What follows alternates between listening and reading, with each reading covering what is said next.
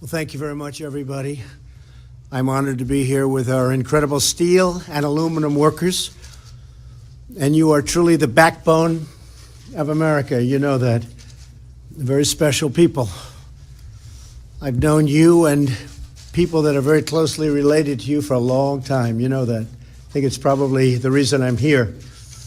So I want to thank you. I also want to thank Secretary Mnuchin, Ambassador Lighthizer, Secretary Ross, Peter Navarro, Mike Pence, our great Vice President. They've worked so hard on getting this going and getting it done, and people are starting to realize how important it is. We have to protect and build our steel and aluminum industries, while at the same time showing great flexibility and cooperation toward those that are really friends of ours, both on a trade basis and a military basis. A strong steel and aluminum industry are vital to our national security, absolutely vital. Steel is steel. You don't have steel, you don't have a country. Our industries have been targeted for years and years, decades in fact, by unfair foreign trade practices leading to the shuttered plants and mills, the laying off of millions of workers, and the decimation of entire communities. And that's going to stop, right? It's going to stop. This is not merely an economic disaster, but it's a security disaster. We want to build our ships, we want to build our planes, we want to build our military equipment with steel, with aluminum from our country. And now we're finally taking action to correct this long overdue problem. It's a travesty. Today, I'm defending America's national security by placing tariffs on foreign imports of steel and aluminum. We will have a 25% tariff on foreign steel and a 10% tariff on foreign aluminum when the product comes across our borders. It's a process called dumping, and they dumped more than at any time, on any nation, anywhere in the world. And it drove our plants out of business. It drove our factories out of business.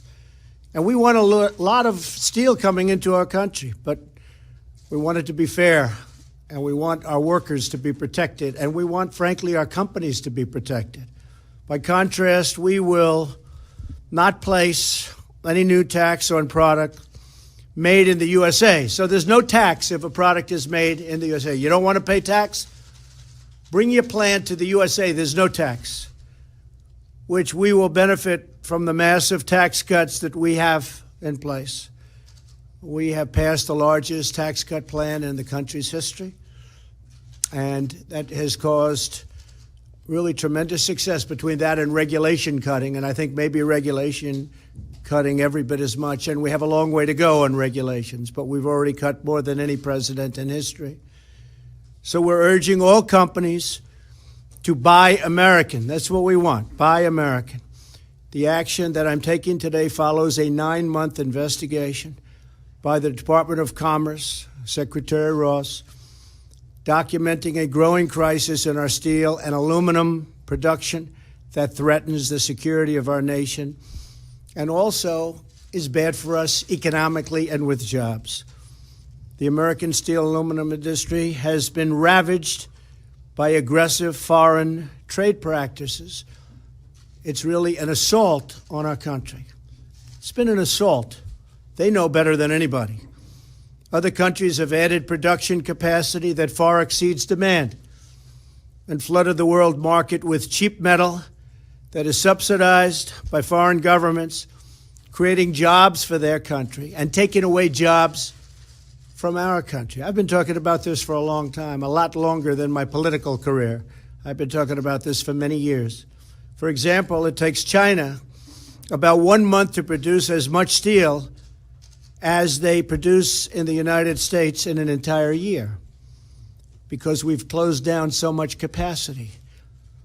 Plants closed all over the United States, and some plants I see, massive plants from 40 years ago, and they're working now in a little corner of the building. well, we're going to get those buildings open again and producing again. And that's going to be a great thing for our country. And this is only the first stop. Aluminum imports now account for more than 90% of the primary American demand. Over the last 2 decades, nearly 2/3 of American raw steel companies have gone out of business. More than 1/3 of the steel jobs have disappeared. 6 primary aluminum smelters, which is a big deal, have permanently shut down since just 2012. The actions we're taking today are not a matter of choice. They're a matter of necessity for our security. We're already seeing the national security benefits of this order. Yesterday, in anticipation that we'd be here today, U.S. Steel announced it's reopening a mill in Illinois, a big one, and recalling 500 workers immediately. That's going on all over the country. And by the way, it went on with solar panels, which we did 3 months ago, and washing machines, where they were dumping washing machines all over our country. And now they're expanding plants to make washing machines. We put the tax on, a lot of you are here. A skilled, trained workforce in steel is a crucial element of America's national security and must be protected. After the signing of this proclamation, Century Aluminum in Kentucky, Century is a great company, will be investing over $100 million to restart and upgrade their idled military-grade, high-quality aluminum production, which is also critically important to our national security. That's 150,000 additional tons of aluminum. And think of it, this is a closed plant, and now they're doing 150,000 tons. Production and an additional 300 workers, and ultimately many more hired in the great state of Kentucky. A package of sometimes $90,000 per worker. Our greatest presidents all understood, from Washington to Lincoln to Jackson to Teddy Roosevelt, that America must have a strong, vibrant, and independent manufacturing base. Has to have it.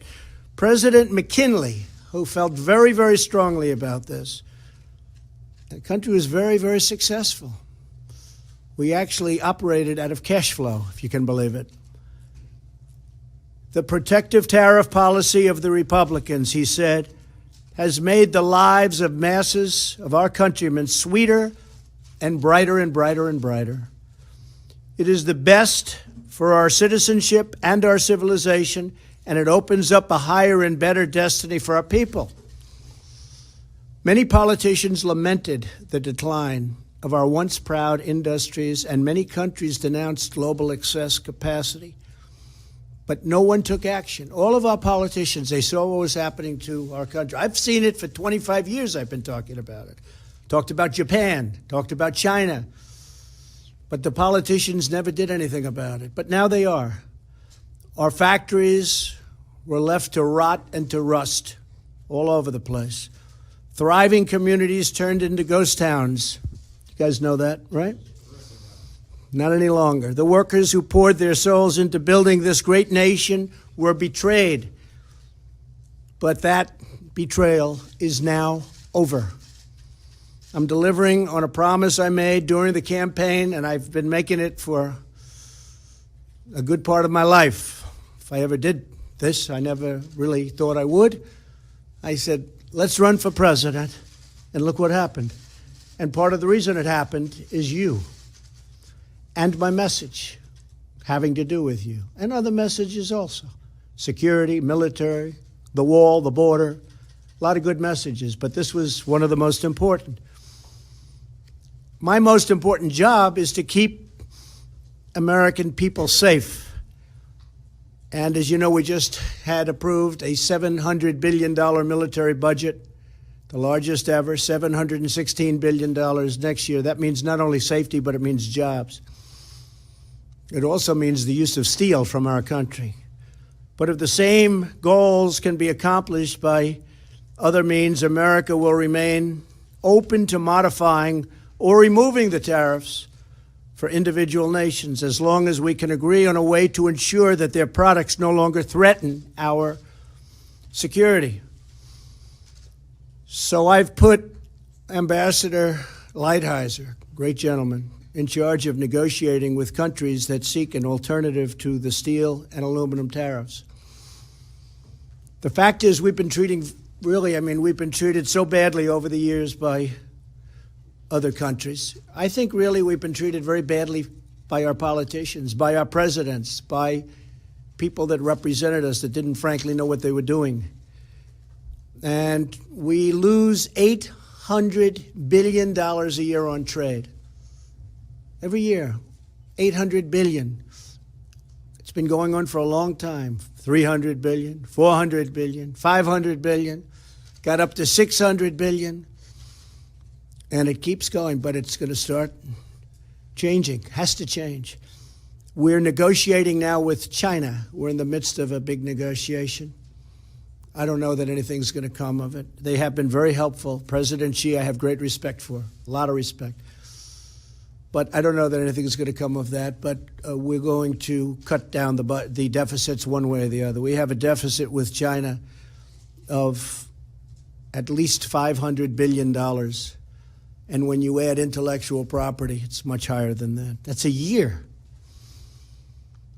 At the same time, due to the unique nature of our relationship with Canada and Mexico, we're negotiating right now NAFTA.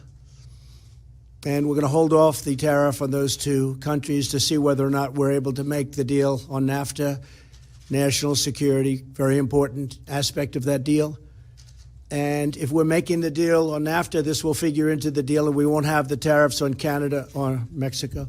If we don't make the deal on NAFTA, and if we terminate NAFTA because they're unable to make a deal that's fair for our workers and fair for our farmers, we love our farmers, and fair for our manufacturers, then we're going to terminate NAFTA and we'll start all over again, or we'll just do it a different way, but we'll terminate NAFTA, and that'll be it. But I have a feeling we're going to make a deal on NAFTA. I've been saying it for a long time. We either make a deal or we terminate. And if we do, there won't be any tariffs on Canada, and there won't be any tariffs on Mexico.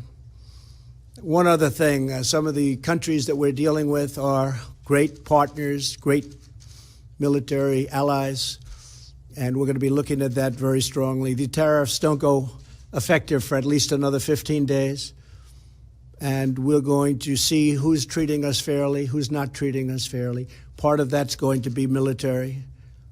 Who's paying the bills, who's not paying the bills. We subsidize many rich countries with our military. They pay not 100 cents on the dollar, in some cases not 50 cents on the dollar, and they're massively wealthy countries. So we have to stop that, and that will enter into the equation also. Very interesting, I saw a tweet just came in from Elon Musk, who's using our wonderful space facilities and did a great job 3 weeks ago.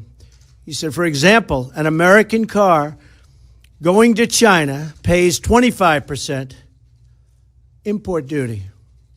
But a Chinese car coming to the United States only pays 2.5%, a tenfold difference. So an American car going to China, think of that, pays 25% import duty. So we send our car over there, pay 25%. They send their car over here, 2.5%. 10 points, that's from Elon, but everybody knows it. They've known it for years, they never did anything about it. It's got to change. We're going to be doing a reciprocal tax program at some point, so that if China is going to charge us 25%, or if India is going to charge us 75%, and we charge them nothing, if they're at 50, or they're at 75, or they're at 25, we're going to be at those same numbers. It's called reciprocal. It's a mirror tax. So they charge us 50, we charge them 50. Right now, they'll charge us 50, we charge them nothing. Doesn't work. So that's called a reciprocal tax, or mirror tax, and we're going to be doing a lot of that. It's the first year, we've really set the stage. A lot of it had to do with structurally, we had to go through certain procedures in order to get to this point, but now we're at this point. American companies have not been treated fairly. And some American companies, frankly, have taken advantage of it and gone to other countries and developed in Mexico massive automobile plants, taking our jobs away and taking our companies down to Mexico to make the cars. And then they send them right across the border without tax, without anything. So we lose the jobs, they make the cars, they get all the benefits, then they sell the cars back into the United States. So we're changing things, and we're going to have a lot of great relationships. I think companies are going to be very happy in the end. I think that countries are going to be very happy. We're going to show great flexibility. And again, many of the countries that treat us the worst on trade and on military are our allies, as they like to call them. So we just want fairness. We just want fairness. We want everything to be reciprocal. And I think in the end, we're going to have a lot of great jobs. We're going to have a lot of great companies, all coming back into our country. You see it the other day. Chrysler announced they're leaving Mexico. They're coming back into Michigan with a big plant. You haven't seen that in a long time, folks.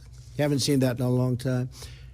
So because I sort of grew up with this group of people, I know a lot about the steel industry, and I know a lot about the aluminum industry. We're going to bring them back. I thought maybe a few of you might like to say a couple of words. And there's only about 25 million people watching, so don't worry about it. You want to say something? Come on up. How are you? Good, please. My name's Dusty Stevens. I work at Hallsville, Kentucky. Right now we're running at 40% capacity. 2 years ago, we shut down 60% of the capacity when we had a downturn in the market. My father worked in the industry and worked at that plant for 40 years, so this hits home for all of us at Hallsville. By these tariffs going into place, this gives us the ability to come back to 100% capacity, investing over $100 million to our plant, and over 300 and some odd jobs will be brought back to the communities. So I'd like to say thank you. Thank you very much. Thank you very much. Come on over. The one thing also, the quality of our steel is really much higher. It's of a much better quality, which especially for certain things is very, very important. Please. Thank you, Mr. President. Hello, everybody. My name is Scott Sarich. I'm president of Local 2227. And I'd like to tell you a story about my father during the 80s. He lost his job due to imports coming into this country. And I just want to tell you what that does to a man with 6 kids is devastating. So I never forgot that, looking into his eyes in my household, what that does to a family. You hear about it, but when you're actually involved and it impacts you, it'll never leave you. So with that being said, for Herman Sarich, your story didn't end. And for all the people that I represent at my union, I never want to see it happen again. And for these workers and these folks, I appreciate the opportunity, and I'm very humbled with this. So it's very important to us. So I never want to see it happen again. And I say that sincerely from my heart. And I thank you for the opportunity for what you do. Your father's Herman? Herman, sorry. Yes, sir. Yes. Yes. Well, your father, Herman, is looking down. He's very proud of you right now. He's still alive. Oh, he is? Well, then he's even more proud of you. Then he's even more proud. Anybody else? Please, come on up. Let's arm wrestle. Come on. How you doing? My name is Ron Davis, steel worker from Marshall Middle Steel in Conshohocken. Just wanted to say, in 2009, my plant supplied a majority of the armor for the Humvees and all the vehicles in theater. And it's sad to say, because all these imports coming in our country, our plant's going to be idled in September. So at one time, our plant had 400 members. We're going to be down to about 71. So these tariffs definitely have an impact, and maybe not for our plant, but for the other plants out there. So appreciate what you're doing. Thank you very much. Thank you. Thank you. Appreciate it. Thank you. Anybody else? Anybody else? You're okay? You're just going to accept great jobs, right? You're going to be very happy. You're going to see things changing very rapidly. So It's really my honor to start this process. It's going to be a very fair process. It's going to be very fair to other countries, especially those that treat us well. And we look forward to it. And we look forward to having lots of mills opening up, lots of plants opening up, both steel and aluminum and other things. We'll be doing other things, very positive things. But you are great people. Would you like to take a picture in the Oval Office? I assume you've all been many times into the Oval Office. Come on, let's go and do that. Let's go and do that. Yes, I'm going to do. We'll go into the Oval Office. We're going to sign this up. We'll go into the Oval Office. We'll have a picture, okay? Okay, thank you.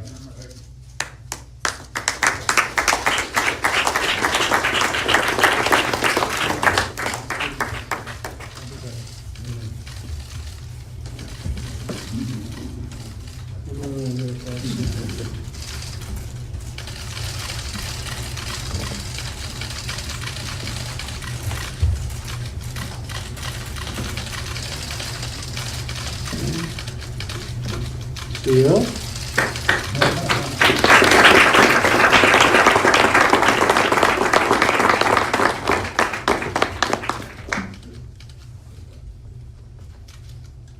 Hello, Misha.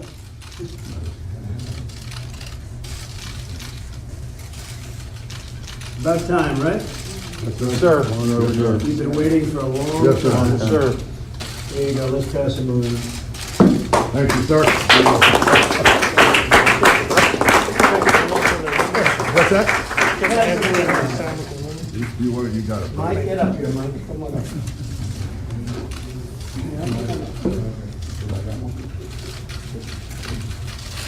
Let's go take a picture in the Oval Office, okay? Yes, sir. Thank you very much, everybody. Thank you. How do you plan to combat transshipping? Be sure and grab your pens. Transshipping of steel and aluminum from other countries. We're going to stop the transshipping, or we're going to let it happen, but they got to pay. So transshipping, frankly, is a big deal. China says it's got 2%, but it sends much more. We're going to have a great relationship, hopefully, with China, but we have to do something. We're losing with China $500 billion a year. We have to do something. And they transship. And we're going to accept their product, but it's going to cost a lot of money from the standpoint of the transshipper. Okay? Thank you very much, everybody. Thank you.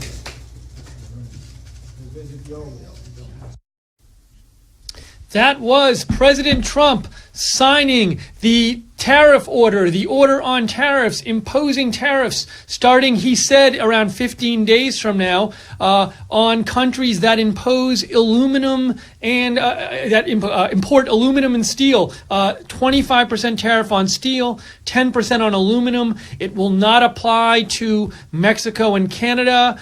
There are going to be negotiations with other countries, so maybe it won't apply to some other countries. So we're going to talk about that right now. An important economic policy order by President Trump imposing tariffs on imported steel and aluminum. This is Right Side Broadcasting. I am Steve Lookner. This is the live post show. We want to hear, what do you think about President Trump's new tariff order, his new tariff policy? Write to me on Twitter. Let me know. We're going to read your comments on the air. I am at Lookner on Twitter, at Lookner. Give me a shout. We want to hear from you and read your comments on the air. And before we do that, I just want to say a big thank you. We got another number of people donated to Right Side Broadcasting during the broadcast when President Trump was signing the order. And we appreciate that because we are viewer supported.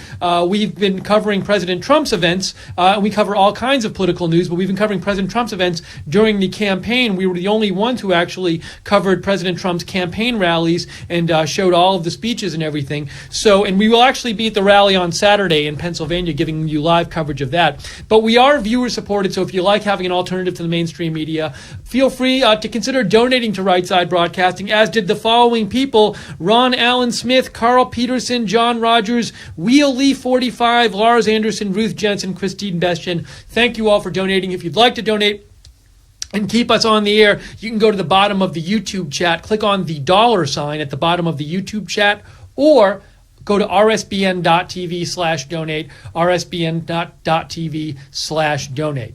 But for now, in addition to that, what I'd love for you to do is let me know what you thought about, what do you think about this new order from President Trump, which says I haven't read the order yet. I haven't seen it printed anywhere. But he said in around 15 days from now, tariffs would go into place on all imported steel and aluminum, 25% on steel, 10% on aluminum. He said it will not apply to Canada and Mexico while we're negotiating NAFTA with them, renegotiating.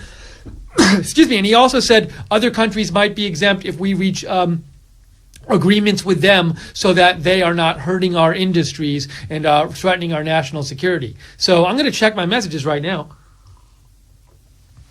and see what you have to say about this. Again, write to me on Twitter, @Lookner. Let me know what you think. Joey Diaz writes in, environmentalists have tried to shut down our production no more. Thank you, Joey. Now, just to be clear, President Trump didn't bring up environmentalists in this speech. What he is complaining about is he believes other countries are dumping products like aluminum and steel. They're dumping their excess product at unfairly low levels, and that's hurting our industry. He also complains about other trade practices, and he wants to stop those unfair trade practices, which he believes are hurting our domestic industries. Thank you, by the way. Matthew O'Buck donated $25.45. Thank you, Matthew. And he said, my monthly for my favorite channel. We appreciate that, Matthew. Thanks so much. John Miller writes in, clearly the goal is to get other countries to drop their tariffs, in my opinion. Just need a strong arm to convince them it's the best outcome for all. Now, you know, some people might say, one viewer wrote me before and said they think this whole thing's a big negotiation. And I certainly think, look, right now, there's still no tariffs. I actually tweeted out a few minutes before the signing, I said, I wonder if President Trump's going to do this thing where he says no tariffs come into place for 30 days. And he ended up saying at least 15 days. But really, one thing you might think he's doing here is just trying to use the leverage of possible tariffs to get concessions from other countries. So he already said, look, we're going to renegotiate NAFTA. We're doing that with Mexico and Canada. If they don't come through with concessions, we're going to put the tariffs on them. But if we're happy with the deal, no tariffs. And he said it about other countries too. He said other countries could negotiate with us. And he said, we'll see who's treating us fairly. So it's not exactly clear yet how many tariffs will actually go into place. We'll see what happens. Maybe President Trump will be satisfied with certain concessions other countries offer and not impose tariffs on a lot of countries. He said specifically allies, he said countries that are allies with us will look at trying to reach some deal with them. South Korea comes to mind for one. So we'll have to see what happens, but it's important to note that as of right now, no new tariffs have been gone into effect now. They're only going to go into effect in at least 15 days from now. So we'll see what happens with these negotiations. Susan Marie Burns writes in, history has proven that tariffs never work. Never. They are always disastrous. We already have over 1,200 tariffs. Tariffs cause trade wars. With tariffs on big things like steel, it will be disastrous as it always has. From Susan Marie Burns. Thank you, Susan, for writing in. And I think Susan's view, I would say, is the view of probably the majority of economists out there. I would say pretty much definitely the majority of economists. The majority, at least of Western economists, support free trade and say that when you have tariffs, that gets in the way of free trade and ends up hurting the country imposing the tariffs as well as other countries. Now, there's debate over this, and certainly within this country as well as around the world, there are different views on this, but there are a lot of economists and business leaders who think that the tariffs are not a good idea. Look, Gary Cohn was not a fan of tariffs. He wanted a more free trade style policy. He ended up leaving the administration as the chief economic advisor, in large part reportedly because of this decision. So we'll see what happens. Some people think what's going to happen is other countries are going to impose their own tariffs. And then what's going to happen is you're going to have inflation on a lot of goods. American consumers will be able to afford less and so be in effect poorer. Some people think with aluminum and steel, tariffs will raise the prices for domestic industries like domestic auto producers, and that this might cost more jobs in other industries than it saves in the steel and aluminum industries. But there's debate on all this, so Susan Marie Burns, she's against the tariffs. We want to hear what you think, for or against. What do you think about this new policy from President Trump? Write to me on Twitter, @Lookner, @LOOKNER. Let me know what you think. We're going to read your comments on the air. And thank you for the donation from Sharon61, who said, thanks, RSBN Stephen Mods. We appreciate that, Sharon. That's what keeps us on the air, is your donations. So thank you very much. Ronnie Mercer says, Trump has the courage to play economic hardball with these countries who have been ripping us off for decades. In my opinion, the tariffs are mostly a negotiating ploy to force these nations to deal fairly with us on trade. And Ronnie's another viewer who thinks this is more of a negotiation. And certainly, look, we're only talking about two industries here. President Trump has already said he's exempting Canada and Mexico, and Canada, as I know, is our biggest steel supplier. So, when it gets ultimately down to it, when we're going to have to see in a couple weeks what tariffs come into effect. But someone might say, look, President Trump really is just trying to bargain really hard, and if you want to bargain hard, you got to have a credible threat. So now, one person might say, no, President Trump really wants a lot of tariffs to go into effect. Someone else might say, no, this is kind of like a negotiating tactic, and he's playing hardball. I mean, I can't read president's mind, and I can't tell you which it is. But I will say this: if you do negotiate, I would say you're better off when you're negotiating of credibly threatening, threatening certain things. And if your threat is credible, that it carries a lot more weight. So having a tariff signing, being ready to impose tariffs, even if President Trump at heart doesn't really hopes that we don't impose tariffs and wants better deals to be cut with all these countries, you could argue that a very good negotiating tactic is to go through with the tariff ceremony, impose the tariffs. But look, he could have said the tariffs start today. He did not say that. He said, I'm giving it some time. He didn't even say 15 days. He said at least 15 days. Now, I don't know what the proclamation said, but that's what he said. So he does seem to be giving room to have this threat of tariffs make other countries give us better trade deals. We'll have to see how it plays out. Ophelia writes in, responding to an urgent need for revenue in a trade imbalance with England, George Washington had passed tariffs in 1789, which authorized the collection on imported goods. This is not a new idea. Go Trump. So, yeah, certainly it's not a new idea. I will say that in the modern age of economists, once you get after the Great Depression, there is a consensus in general, not among all, but in general among world economists, that free trade is better for countries' economies as a whole. Now, there's debate over this. I'm just saying, for example, tariffs are seen as a factor which made the Great Depression worse traditionally. So, but I agree with you, Ophelia. This is not a new idea. It is not President Trump's original idea. There's a tradition of this going on. And certainly there are a lot of tariffs around the world on various goods. President Trump talked about them in his remarks. And I will say this, a very interesting point that President Trump made, and I think a very interesting piece of news, which I had not heard before, that he made in this announcement, is he said that sometime in the future there will be a mirror tax, a mirror tariff put on other countries. And what he was talking about is he said, look, China puts way higher a tariff on our cars coming into that country than we put on foreign cars coming into our country.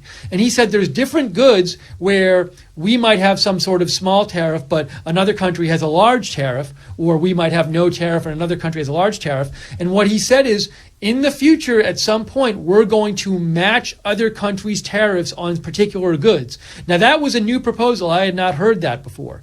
And he said it's coming. He said we will be doing this at some point. So that's news there. Again, someone might say that's negotiating leverage. He's saying that so in the hopes of other countries reducing their tariffs. We'll have to see how it plays out. Rocky Sanchez, our viewer, writes in, putting Americans back to work, America first. I want everything I can purchase to be made in the USA. President Trump did say, what he said is, I remember him saying during the remarks, he said, hey, if you don't want to be tariffs on your goods, countries, come and open up plants in the USA so you can make them here. Jesse the Kid writes in, it is so awesome that even union leaders, usually liberal, are happy with Trump's tariffs. It is interesting, Jesse the Kid, that, and I will say, for the past several decades, free trade has been much more of a conservative policy than a democratic liberal policy. But President Trump is imposing tariffs, and as you said, a number of unions are happy with him. Now, it depends on the union. I certainly think generally probably steel and aluminum unions are happy, but there are other industries. Maybe the auto workers union, for example, is not happy with President Trump because they think this will cause the cost of cars prices to rise because the car industry uses steel. I'm not sure how much aluminum the car. I think I read that the car industry uses both, but I'm not sure to what degree they use aluminum. I don't know. Ron Smith writes in, now that tariffs are on, we can negotiate from a position of leverage. So again, this is the post show for President Trump's tariffs announcement. We are going, he has imposed tariffs on aluminum and steel, which will start at least 15 days from now, he said. We are reading your comments on the air. What do you think of this policy from President Trump? Write to me on Twitter, at Lookner, at Lookner on Twitter. Let me know what you think about this. Also, thanks again to those of you who donated while we've been on the air. Your donations allow us to provide you an alternative for the mainstream media where we cover politics events. We're very interactive here. We read your comments on the air. I don't see the TV news channels doing that.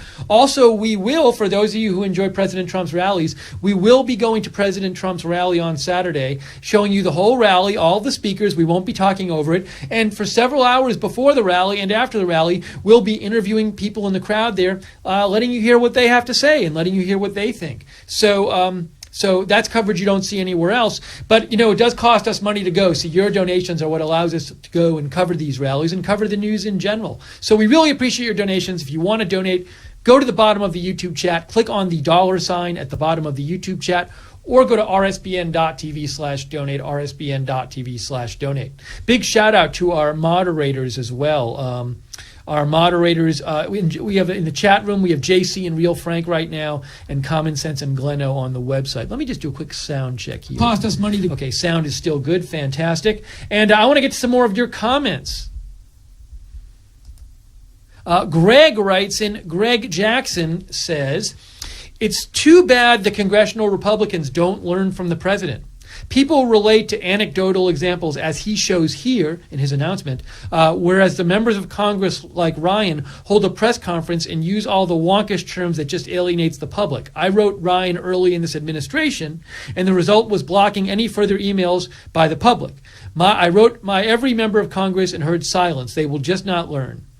The Democrats know full well what works and what does not. So one thing you're saying, Greg, is you like that President Trump, in this announcement, I've seen him do this in other announcements as well, he takes ordinary Americans and lets them tell stories in his announcement, like he took some Americans in this announcement and had them talk about how his tariff policy they think will help them and their families. So you like that he does that, and you feel he makes it concrete when he does that, and you think that's effective for him. And you think other Republican politicians should do the same. No Quartermaster writes in, when it becomes too expensive to buy Chinese steel, American steel will become more attractive. More volume and competition here will drive prices down and jobs up. Foundries here mean war machine secure. Now, one point I'll make about Chinese steel. Some people have said, look, the Chinese do dump their steel, but they're a very, very small percent of the steel we actually import into this country. I believe it's 2%.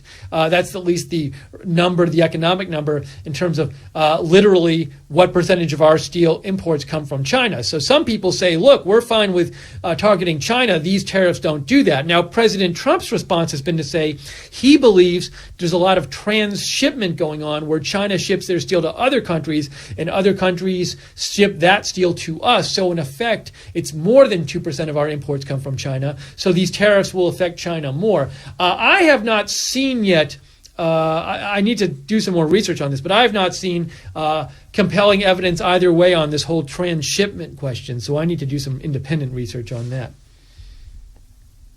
Suzette LT writes in, "Hi Steve, this is typical Trump business strategy, which has so far been a winning one for Trump in the USA. I think you mean driving a hard bargain, using a threat, and seeing where it can get us in terms of a negotiation." Thank you, Suzette. We're taking your comments on the air. Write to me at Lookner on Twitter with your comments at LOOKNER. You can also follow me on Twitter if you like breaking news. I post about breaking news all the time on my Twitter, morning, morning, not too early because I'll probably be asleep, but morning, afternoon, and night, so you can follow me there. Also, if you want to watch Right Side Broadcasting's live coverage, we do live news broadcasts all the time. Sometimes about politics, sometimes about other things. We've done 2 live streams on that terrible nerve agent attack in England, which might have been carried out by the Russian government. We've already done 2 streams on that. So we do all kinds of news coverage here. If you want to know when we're coming on the air, subscribe to us on YouTube and click the notifications bell when you subscribe. Also follow us on Facebook, Right Side Broadcasting, on Twitter, at RSB Network, and we're now on Periscope at RSBN TV. Sam Miller says, if companies buy American steel, there won't be a tax. We get more jobs. Win-win for USA. Now, Sam, I will say this. Some people might say, well, with this tariff, it's going to raise the price of foreign steel. That means American producers will raise their prices more so because they can, and therefore it will cost other American companies more money to buy more steel. I'm not saying that'll happen. I'm just saying that's an argument I've heard. Thank you, Sam, for writing in. Sam is a supporter of the tariffs. Hey, we got a donation from Dana L. Thank you, Dana. Dana says, banning unconstitutional income tax would be better than any tariffs. Going to sales tax of 2%, federal tax 3%, state 5%, local. Okay, cutting all wasteful spending bigly. We have a 20 trillion GDP and a 21 trillion national debt. So you think, Dana, overall, you'd like it if there were way fewer taxes and way fewer spending.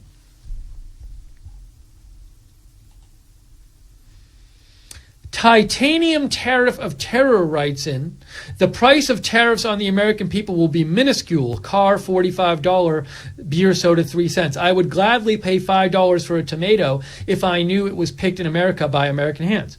So this is an argument some people who are for the tariffs have made, which Titanium Tariff of Terror makes, which is that, look, these steel and aluminum tariffs are not going to cause prices of consumer goods to rise that much. Now, in response to that, though, an argument that's been given is, look, we're not just worried about these tariffs, we're worried about other tariffs that happen after these tariffs. So what you might get after these tariffs is other countries raising tariffs on all other kinds of goods. And then the United States feels like they have to respond to that. And by the end of this, you have a tariff war where tariffs are raised on tons of goods, and it ends up making lots of different goods, all kinds of different goods cost more money, and that puts a really big dent in people's pocketbook. I'm not saying that'll happen or it will happen or won't happen. I'm just saying that's an argument we've been hearing back and forth lately. Music for Malden says, an important aspect to look at is the people in Congress against tariffs who are also in favor of TPP. Very interesting, don't you think? Now, music for Maiden, not music for Malden, music for Maiden. Music for Maiden reminds me of something that I want to point out here that I think is important. And the question is, will Congress do anything about these tariffs? And I want to show you a tweet I had seen earlier today. This is from Politico. They posted a story that said, GOP weighs blocking Trump's tariffs. Let me show you the story here. According to Politico, some Senate Republicans are planning legislation to thwart the president, but it's not clear if it will gain traction. A block of Senate Republicans is readying legislation to halt Donald Trump's steel and aluminum tariffs in the most provocative step yet taken to thwart the president on trade. Senate Republicans discussed the matter in depth on Thursday, just hours before Trump announced he would go through with his crackdown on imported metals. They are gearing up for an open clash with Trump over economic policy, with Senator Jeff Flake telling reporters he will introduce legislation to nullify the tariffs. Let's see, what does it say further down? Whether Republican leaders attempt to muster a veto-proof level of support for legislation limiting Trump's tariff remains an open question. That would require at least 16 Democrats supporting a GOP override of Trump, a potentially difficult number to come up with given that Democrats are less enthused with free trade policies than Republicans.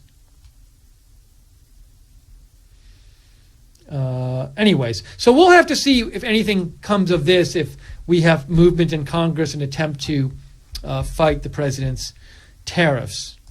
Looks like it could be a tough road for that to actually go through, however. Okay, let's see here. More questions from you guys, more questions and comments, I mean, that I haven't got to. Jimmy John is okay writes in, the art of the deal is in full effect. The president would never implement anything that would hurt us in the long run. He loves winning and he wants us to love winning as much as he does. We will no longer surrender to the false song of globalism. Podman writes in, very off topic, Podman, but I'll take it this time. Will you be streaming any St. Patty's Day parade stuff? Thanks and keep up the great work, Steve. Thank you, Podman. St. Patrick's Day, just in case you're wondering, is on Saturday, March 17th. We very well might be. We're considering doing that. We have to look into it.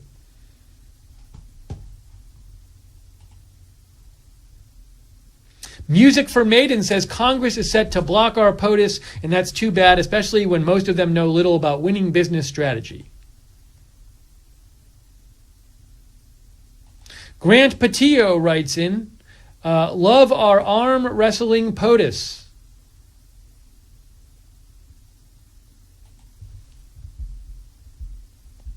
JC writes in, one of our moderators, the mainstream media is going nuts over these tariffs. Mark Myers writes in, let's see here. That's a private email. I'll read that after. Hang on one second. Let me get to your other emails that are meant for the broadcast. Jerry and Mike writes in. Mike writes in, Steve, if most Western economists support total free trade, then why is it that our jobs are going down along with our debt going up? Who will pay entitlement costs? These econ heads have gotten us into this mess, all from China today. How free and fair is that? So, well, I'll say this, Mike also says, thank you for covering this. Burns has been spamming the chat the entire time. I don't know who that is, but thank you to our moderators for keeping the chat safe and troll-free. Thank you, moderators, on both the YouTube chat and the website. So, in terms of free traders, I think economists who support free trade think, in general, free trade is the best policy. But I think a lot of economists would say, who are supportive free trade, wouldn't say that there is complete free trade right now. I mean, clearly there isn't complete free trade. There are tariffs in other countries. There are, like, for example, with China, they do a lot of things that hinder other countries doing business in China that aren't tariffs. For example, they make other countries give up their intellectual property as a cost of doing business in China. They also, for example, have told companies like Apple, hey, if you want to, conduct business here and sell your iPhones and do those kind of things, you have to have your data stored in our country. So they do impose costs on countries, and other countries do, and it's certainly not I don't think economists who support free trade would say it's a fully free trade world right now. But what they would say is, in general, free trade is better.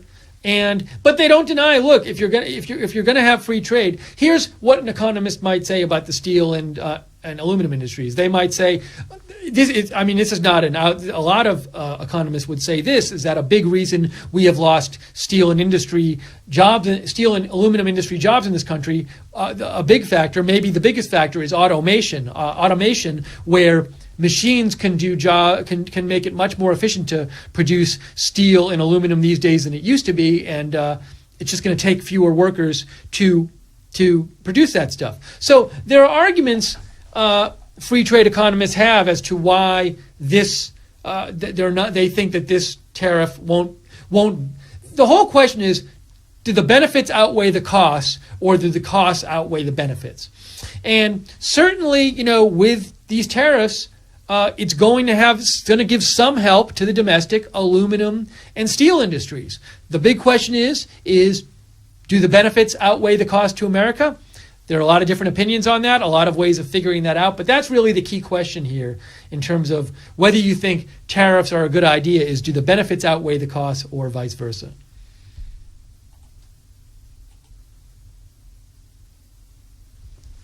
Yvonne I writes, 23% tariff on U.S. pickup trucks going into Germany versus 2% tariffs on German cars coming to the U.S. Did it hurt the U.S. industry? Now, I am not an expert on German tariffs and their effect on the U.S. industry. What I will say, I will repeat, is that President Trump did say in his remarks that he is planning on, in the future, doing a mirror tax on where other countries who have bigger tariffs on certain goods than we do, we would raise our tariffs to their level. So he said he'd do that. That was news to me. I hadn't heard that proposal before. And we'll have to see what comes of that. Trump Central writes in, I am a British Trump supporter. Personally, I think the British government should place tariffs on steel. Our steel industry has been decimated by China, 18,000 jobs at risk.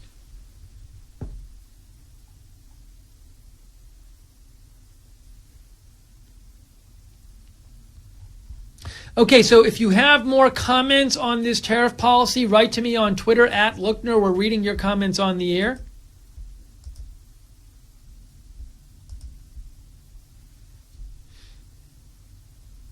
Greg wrote in, one of our viewers wrote in saying the income tax was unconstitutional. And Greg says, then what was the 16th Amendment? Now, without getting way into this detail, because it's a little off topic, I do believe that the Constitution gives the government the power to tax. Constitutional power to tax.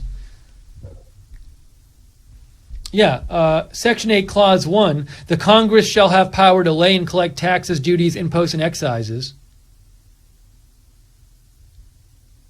And Greg says, then what was the 16th Amendment? But I'm not a constitutional lawyer. Oh, there we go. Greg. The Congress shall have power to lay and collect taxes on incomes from whatever source derived without apportionment among the several states and without regard to any census or enumeration. I would need to read more about the 16th Amendment. I don't know if off the top of my head it was done to make income taxes illegal or whether there was a more specific rationale behind the 16th Amendment. I'd have to do more reading on that. But I'm going to stay away from that right now because that would be like a different live stream. Interesting question, though. Interesting topic.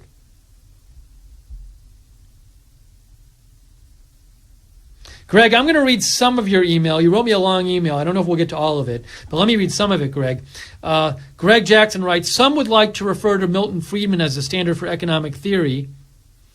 In a perfect world where no other factors are involved, these principles seem reasonable. A deeper analysis suggests this isn't the case. So it sounds like, Greg, you're saying what's actually the case is different from theory of economists.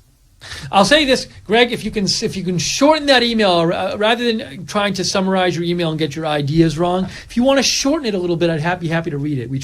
I have sort of a limit here on the length of emails, and I don't want to read a paragraph somebody email and not get their point across and misrepresent people's views. So feel free to summarize that, Greg, a little bit more, and then I'll read it. But thank you for writing in. Robert Douglas made a donation. Thank you, Robert. And Robert says, love the show. Wish I could afford more to support. Robert, small donations, big donations, we don't care in the sense of they all help us stay on the air. So we really appreciate that. Somebody gives us a penny. They're giving us some of their own money to keep us on the air. So we really appreciate that. Thank you, Robert.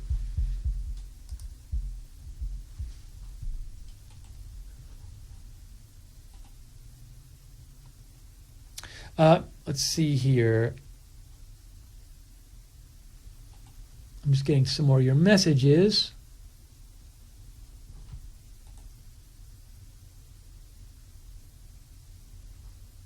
Oops, here we go. Sorry, I thought I was showing this. Here we go.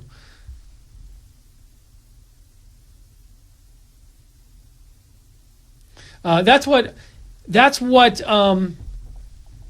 is what Ophelia wanted me to show. This is a tweet from the White House that came out 20 minutes ago. Our viewer Ophelia wanted me to show this, and it says the decline of American steel and aluminum production has resulted in extensive job losses for hardworking Americans in industries critical to our national security and economic well-being. Now, one question I have about this, is as follows.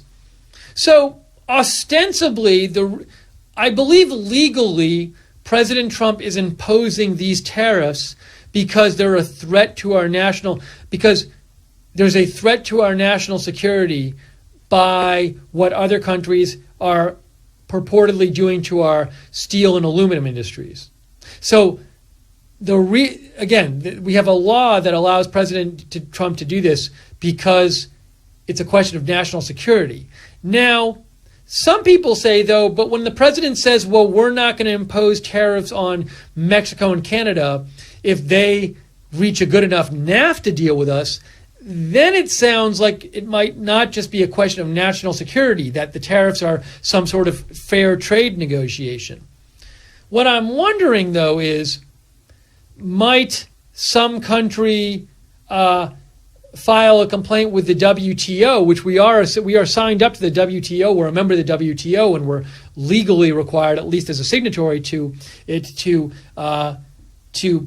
abide by its rules. And I do think we might see a challenge from a country or countries in the WTO saying these tariffs don't abide by the rules of the WTO. And so I don't know if this would factor in, but might a complaint say, look, these tariffs aren't just for, I don't know, maybe the WTO allows tariffs for national security reasons, but could another country say, look, these weren't for national security reasons because President Trump said, well, if we reach a certain trade deal with a country, then we won't impose the tariff. Whereas if it was national security, you'd think he wouldn't say that. I don't know. I'm wondering if leaving it open to reach deals with other countries that prevents the tariffs from being imposed creates legal problems for the U.S. down the road, specifically with the WTO. I would need to do much more research about this, but it is a consideration I've seen raised, so we'll have to see. Hey, Christine Vestian made another donation. Christine says, they are selling us inferior product. Thank you, Christine, for your donation.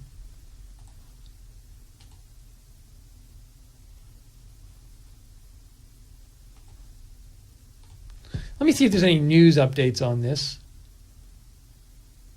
Kimberly Brown writes in our viewer, 1880 book, The Tariff History of the United States, noted economist Frank William Taussig, Civil War time, high tariff used to pay USA debt. So I think what you might be saying is this: we have a tradition of tariffs in this country. I think that's what you're getting at, Kimberly. Feel free to write if you're trying to get a different point across and I just didn't get it.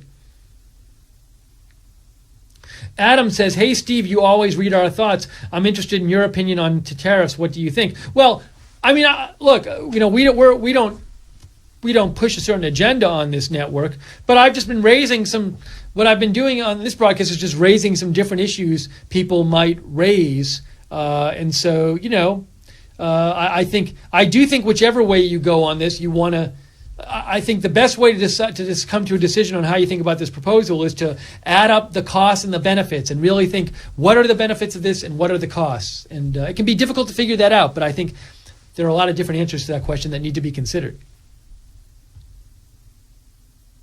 William A. Schroyer Jr. writes, steel companies were pumping out steel in the 50s, 60s, and 70s because we were rebuilding Europe from World War II.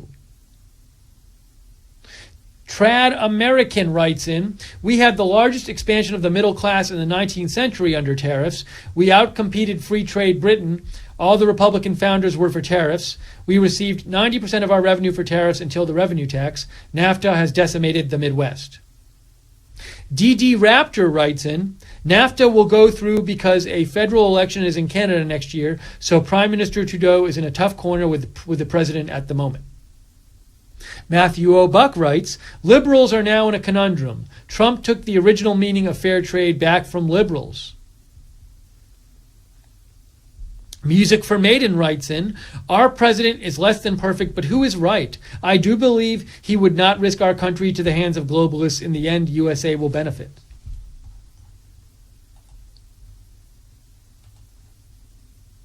Okay, let me see if there's any news updates the last few minutes about this.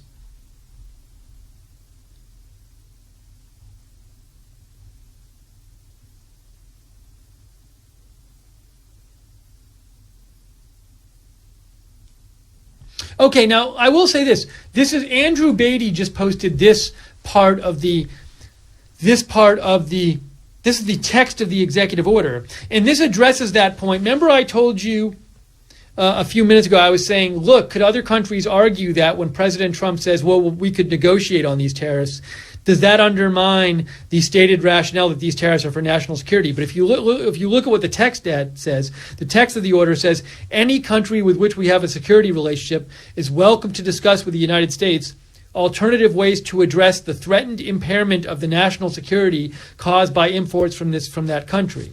So the text of the order puts any kind of tariff relief we would give to another country in the context of national security. A country still might say, though, hey, if you look at what President Trump said today, he was talking about things like unfair trade, not about national security. So regardless of what the order itself says, does what Trump said put the tariffs on any kind of shaky legal ground? I don't know. Just a consideration.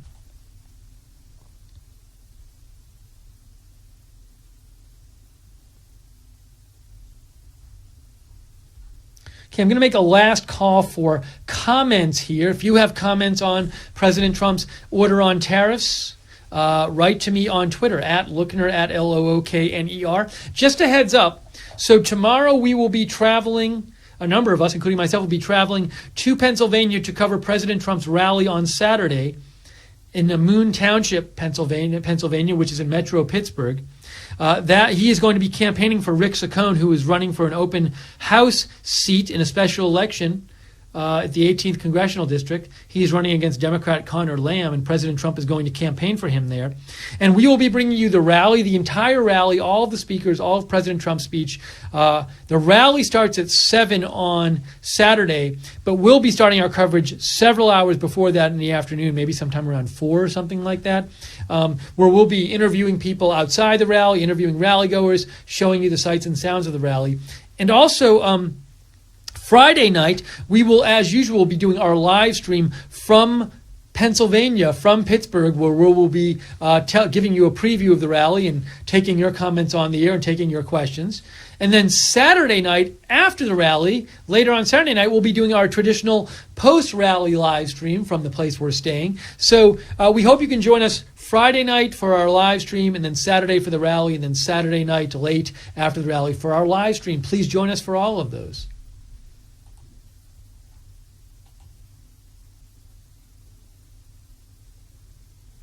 Reactionary Barry writes in, America is headed down the path of a consumer nation, dependent on the world to make our goods for us. A lack of domestic industry leaves us vulnerable to price gouging and shortages from other nations. This is a far greater danger than anything these tariffs will bring. Tina writes, Steve, this is all because other countries are not paying their fair share. Sam Miller writes, meanwhile, the stock market closed in the green after Trump signs tariff. Music for Maiden says, it would be the WTO causing any lawsuits if there were any because of tariffs. Since they control world trade, we want out from under that rock.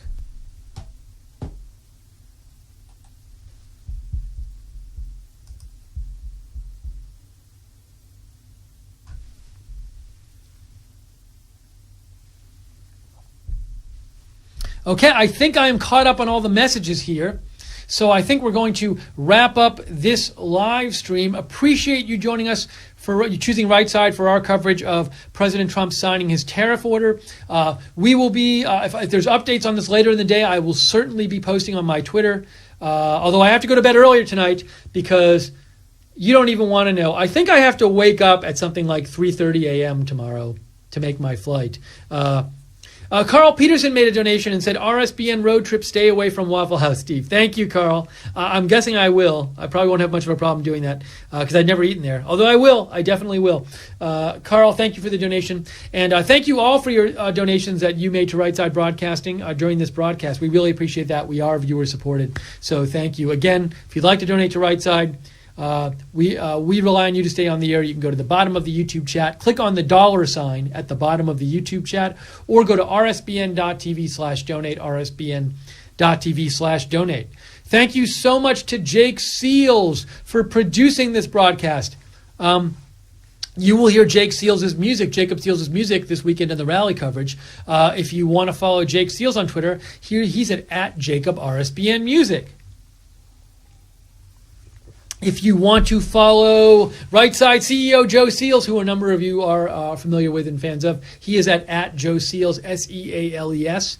And we, Right Side Broadcasting, are at RSB Network, And I am, again, at Lookner. I post about breaking news. Follow me there for that. So you can subscribe to us on Facebook, Right Side Broadcasting. What else? Periscope at RSBN TV. YouTube, subscribe to us and click the notifications bell. Thank you to the moderators. Christine, I checked. People keep yelling at me to check my email, and I check it. I'm looking at my email right now. There's literally no other messages, everyone, that I have not read in my email. I have read all of the messages in my email. I really do appreciate when people remind me to check my email, but what happens is people remind me and then I check it and then 3 minutes later people are reminding me again. So keep the reminders coming. Just know I've been checking it regularly on this broadcast and there are no emails left in there. But keep reminding me. I do forget often to check it. But thank you to our moderators, Real Frank, JC, Barbara Brayley, there today in the chat room, and Common Sense and Gleno on the website. And thank you everybody for participating in the chat and for sending me all of your comments. We love to read your comments on the air, so really appreciate you sharing your thoughts with me. People are saying hit refresh on email. I have push notifications on. I get the emails immediately. The refresh doesn't do anything. Now, sometimes what happens is I get emails late. So sometimes after we go off the air, 10 minutes later, I'll get some email. I can't help that. It can be the system, so I apologize. But we'll see if any more come in. But there's none here right now. Let's see here. Thank you. What is this? Christine Beshin, I think the question she wanted to ask, or somebody wanted to ask, is what if the steel used for military-grade projects was made inferior by our enemies as a method to weaken? Well, I understand the concern. I haven't heard that that's a big issue right now. And what people who claim this isn't a national security issue would say is if you consider the amount of steel. There are people who make the argument, they say, if you consider the amount of steel and aluminum the military needs and we need, we can fulfill that between us and producers like Canada who are strong allies of us. So some people make the argument that this really isn't a national security issue. Again, economists, I've heard arguments on both sides. You'd have to get into the facts and the details, which I don't have at hand to really get into this question and explore it adequately. But that's at least a response somebody might make.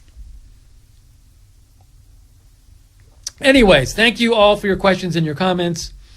And everybody else there in the chat room for chatting. All right, we're going to wrap this up. So I need to get packed and get ready to go tomorrow. Liz Willis will be there as well. Micah Messer will be there as well. We look forward to coming to you from Pittsburgh and bringing you the rally this weekend. We're really looking forward to that. But for now, thanks everybody for watching. And thank you for saying thanks in the chat room. Thank you, Christine and P-Cell, all our regulars there in the chat room. Case Critters, I see. Jason Thornton, are you handy? Who else is there today? Lots of different people there. Andrew, Martinu. I think I said P-Cell already. Sarah Emerald, thank you. Grumpy, thank you. One of We the People. Chris Rimby. Rocky. And everyone else there in the chat room. Appreciate you watching and participating. Okay, we're going to wrap this up. Thanks for watching us, guys. If there's breaking news later today, we'll be there for you. But again, if it's too late, I will be asleep because I have to get up at like 3:30 in the morning. That's it for now. Thanks for joining Right Side Broadcasting for this broadcast. We'll have more news for you soon, and we hope to see you this weekend for our rally coverage from Pittsburgh. For now, some more thank yous. Thank you, Claudia S., Summer Sunrise, Niles Sablin, Linda, Bob's Your Uncle, Family Guy fan, Irene Soto, Matthew M., Alex Collett. Thank you all for watching and saying thanks. All right, now we're going to wrap this up. Thanks, everybody, for watching. We'll see you soon here at Right Side Broadcasting. Have a great day.